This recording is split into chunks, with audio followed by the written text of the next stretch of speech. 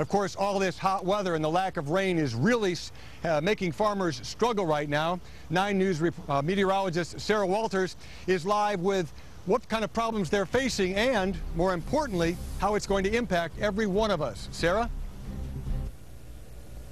Well, thanks, Tom. I'm live in northern Kentucky. I'm here with Dan Allen. He's the Kenton County Agriculture Agent. And Dan, can you tell us a little bit about the farmers around this area? What are they dealing with as far as these hot, dry conditions? Well, primarily there's 3 areas that they're dealing with. The first being is the row crops like our corn.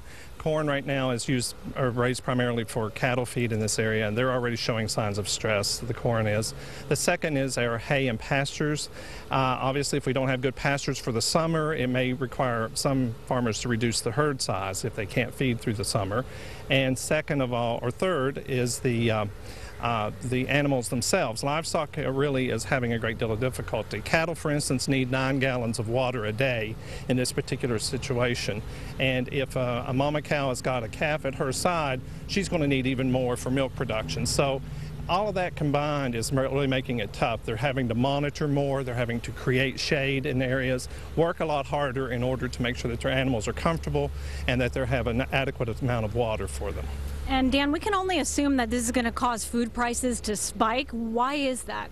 Well, in the case of like the 2007 drought, we had a lot of farmers who had to sell their herds in July and August because they did not have anything to feed them.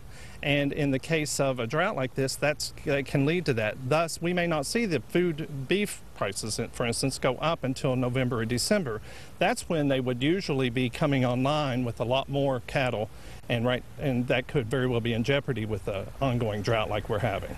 Well, thank you very much, Dan, for joining us. You've definitely helped us out with this situation. What we really need is a break from this heat, as well as some good soaking rains to help out the farmers in our community. Now, if you're a farmer that needs assistance, I have actually put a link on an article I wrote in the weather section of WCPO.com. Meteorologist Sarah Walters, 9 News, Crittenden.